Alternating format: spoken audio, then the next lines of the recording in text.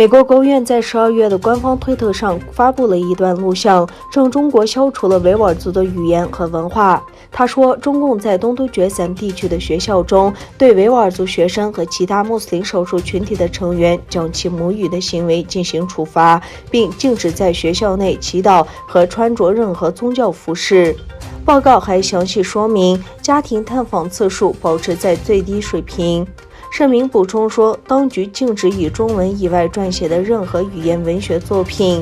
学校传授习近平思想，而不是思想自由。新一代失去了自己的语言和文化传统。美国国务院呼吁中共停止消除维吾尔文化和语言的行为。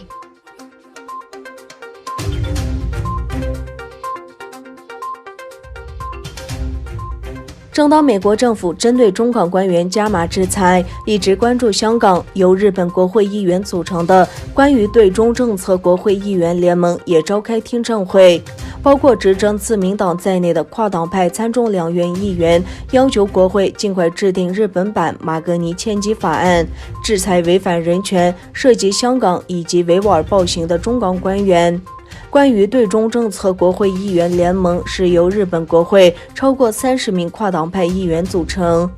联盟日前召开听证会，国民民主党众议院山尾智英里、执政自民党众议院中谷元、自民党参议员山田弘、自民党众议员长岛烧久等相继发言，促进日本国会制定日本版马格尼签基法案，对违反人权的外国人问责。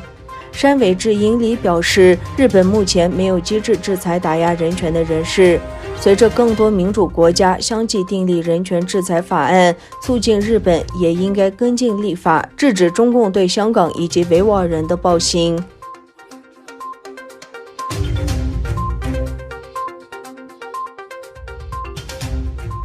美国国务卿蓬佩奥11月12日接受美媒体采访时说，台湾一直不是中国的一部分。对此，中国外交部发言人撤启出于一己政治私利，编造谎言。美国国务卿蓬佩奥11月12日接受一电台的电话采访，谈到多项外交议题。被问及美国对台支持问题时，蓬佩奥回答说，措辞正确总是很重要，台湾一直不是中国的一部分，这在里根政府所做的政策制定工作中得到了承认。这些政策美国至今遵守了35年，而且两党政府都是这样做的。不，我确实认为事实上这是两党性质的。中国外交部发言人王文炳对蓬佩奥的言论回应说，世界上只有一个中国，我们正告知蓬佩奥之流，任何损害中国核心利益、干涉中国内政的行径都会遭到中方坚决回击。台湾外交部发言人欧江安说，我们感谢他对台湾的支持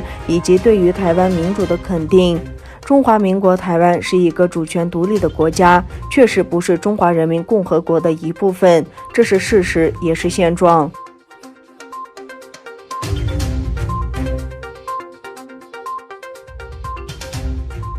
中国外交部祝贺拜登。中国外交部13日说，注意到美国和国际社会对美国总统选举的反应，祝贺拜登和哈里斯。中国外交部发言人王文炳在例行记者会上说，我们一直在关注美国国内和国际社会对这次美国总统选举的反应，我们尊重美国人民的选择，同时理解美国大选的结果会按照美国的法律和程序做出确定。美国11月3日举行总统大选，但是中国和俄罗斯迟迟不向拜登祝贺。目前，拜登预计获得306张选举人票，特朗普则有232张。随着结果的正式公布，美国新选出的政府总统将在2021年1月21日就任。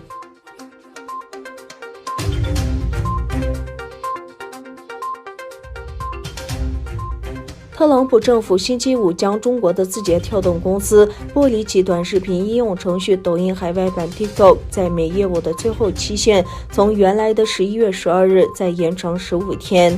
美国财政部星期五在一份声明中说，美国外国投资委员会批准将原定的2020年11月12日的截止日期延长15天，以为有关方和委员会提供更多时间，以符合特朗普总统8月14日发布的命令的方式解决此案。